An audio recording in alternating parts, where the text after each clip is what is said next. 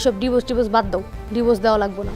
তুমি তাড়াতাড়ি জামালের লগে আমার বিয়া দাও। এইসব কথা যদি জামালের কাছে কস তাহলে জামালের বিষ দিয়া মারুম আর তোরে পুলিশে ধরাই দিল। মায়ার দিকে যদি আরেকবার নজর দিছস তাহলে কিন্তু আমি তোর চক্ষু দিলে উড়ে হলাম। আম্মা তুমি আমার বাঁচাও, তুমি আমার না বাঁচালে জানে। আসসালামু আলাইকুম বন্ধুরা, বদসুরত নাটকের 11 নম্বর পর্বটি যারা দেখেছেন তারা নিশ্চয়ই জামালের 3 দিনের সফরে যাওয়া এবং মায়ার অসহায়ত্ব নিয়ে বেশ চিন্তায় আছেন। বিশেষ করে মরিয়ম আর জামালের মা যেভাবে মায়ার ওপর চড়াও হচ্ছে, পরিস্থিতি এখন কোন দিকে মোড় নেবে। আজকের ভিডিওতে আমরা এই সব রহস্য নিয়ে কথা বলবো, তাই ভিডিওটি 1 সেকেন্ডও মিস না করে শেষ পর্যন্ত দেখুন।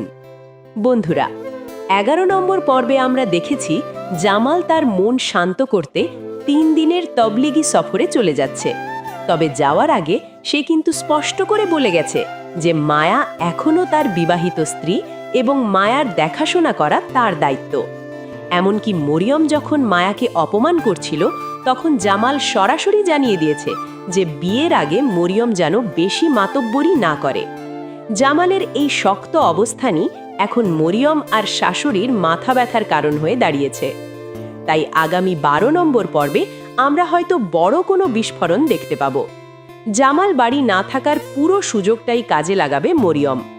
আমরা দেখব মায়ার উপর শারীরিক ও মানসিক নির্যাতনের মাত্রা আগের চেয়ে অনেক বেড়ে যাবে। মরিয়ম এবং শাশুড়ি মিলে মায়াকে লাঠি দিয়ে ভয় দেখাবে এবং তাকে হুমকি দেবে যে জামালের কাছে কোনো অভিযোগ করলে তাকে চরম শাস্তি ভোগ করতে হবে। আমরা আরও দেখব মরিয়ম আর মায়ার শাশুড়ি মিলে মায়াকে কঠোর অত্যাচার করে বাড়ি থেকে বের করে দেওয়ার চেষ্টা করবে।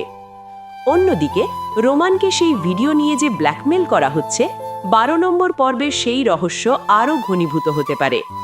জামাল কি তার সফর শেষ করে সময়মতো বাড়ি ফিরতে পারবে? সে ফিরে এসে যদি দেখে মায়ার ওপর এমন অমানবিক আচরণ করা হয়েছে, তবে জামালের সেই বদমেজাজের সামনে মরিয়ম আর শাশুড়ি কি আদৌ টিকতে পারবে? জামাল কি শেষ পর্যন্ত মায়াকে তার প্রাপ্য মর্যাদা সবার সামনে ফিরিয়ে দেবে, নাকি জামাল শেষ পর্যন্ত মরিয়মকেই বিয়ে করে ফেলবে?